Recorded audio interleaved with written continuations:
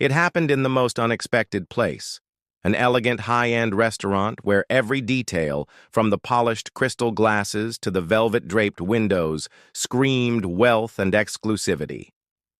The crowd inside was accustomed to quiet sophistication, but that night, silence shattered into chaos. A man in a perfectly tailored suit, a manager whose pride clung to him like armor, dared to cross the line. With a single, reckless motion, he struck someone he thought beneath him. But what he didn't know was who he had hit. The man he punched wasn't just any stranger. He was the husband of a billionaire, a man whose power could crush reputations, fortunes, and entire empires with a single whisper. And before the night was over, that arrogant manager, the one who thought he held control, would be on his knees, begging for something he once believed he'd never need. The city was alive that evening, glowing with neon lights, its heartbeat pulsing through the avenues of wealth and status. For most, it was just another night of business dinners and late meetings, but for Jonathan and Elias Carter, it was a celebration.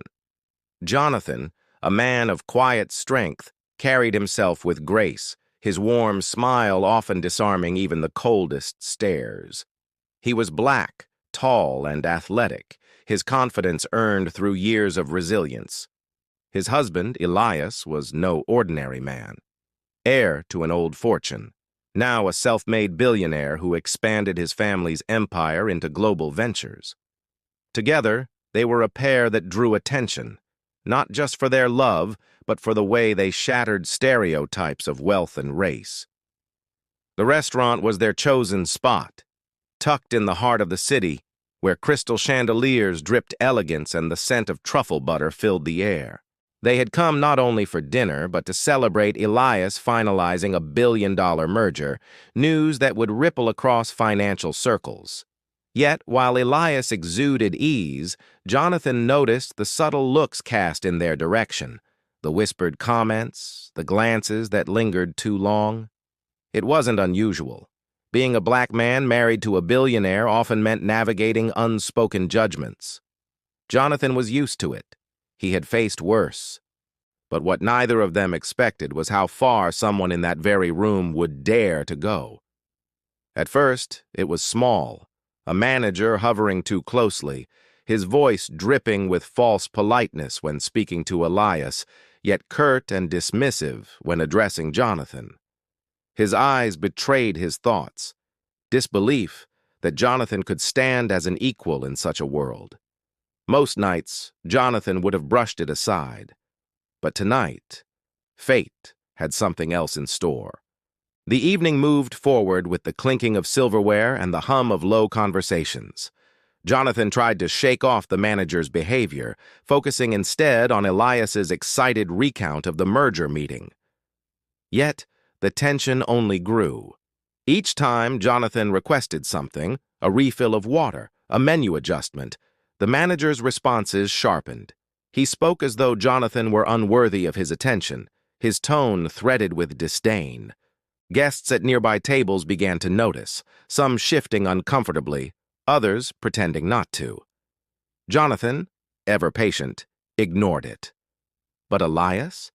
His jaw tightened with each remark.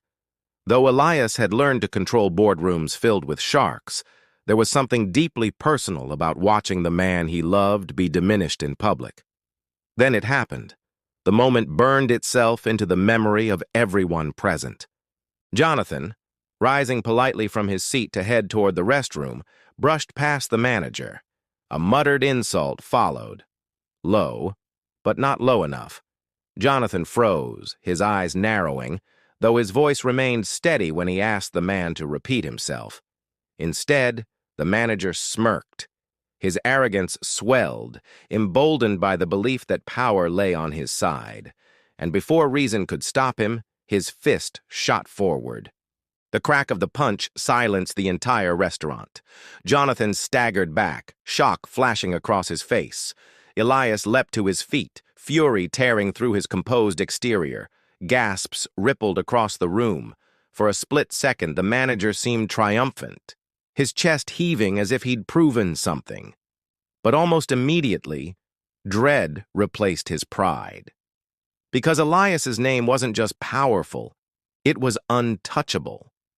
His presence in that restaurant wasn't as a customer, but as a silent owner.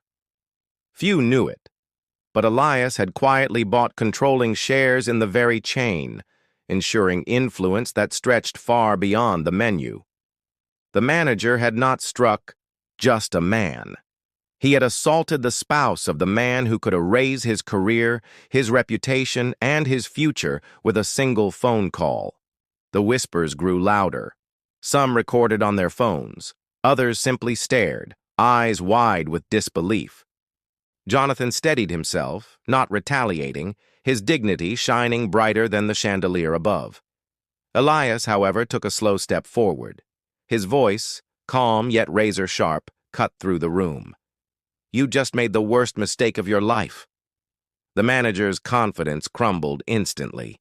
He stammered, looking around for support, but found none. The staff shifted uncomfortably, guests whispered, and the world seemed to close in around him. Then the unthinkable happened. He dropped to his knees. The same man who had struck with arrogance now begged, his hands clasped, his words tumbling out, apologies, excuses, desperate pleas for mercy. But Jonathan only stood taller. And Elias? His silence was louder than any punishment. The scene unfolded like a storm.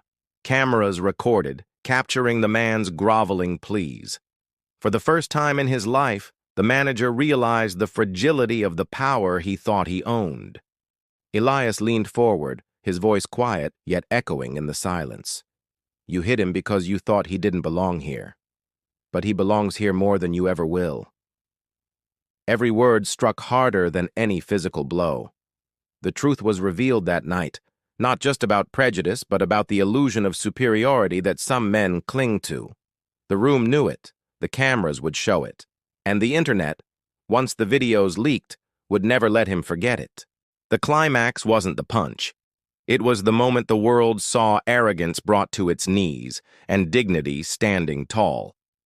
By the time they left the restaurant, Jonathan's hand rested firmly in Elias's. The cameras that had once captured chaos now framed something else: love, strength, and justice. The manager would be dismissed before sunrise. His name would be whispered only in infamy, a cautionary tale of arrogance. But the takeaway wasn't revenge, it was resilience. Jonathan, despite the humiliation, chose dignity over retaliation. Elias, despite fury, chose to let the world's judgment fall naturally. And together, they proved something far greater. Power isn't defined by wealth, nor by the arrogance of those who think they control the room. True power is found in composure, in love, and in standing firm when others try to strip your worth away. It was a story of justice, but also of humanity. A reminder that no matter the setting, no matter the arrogance faced, dignity will always outshine hate.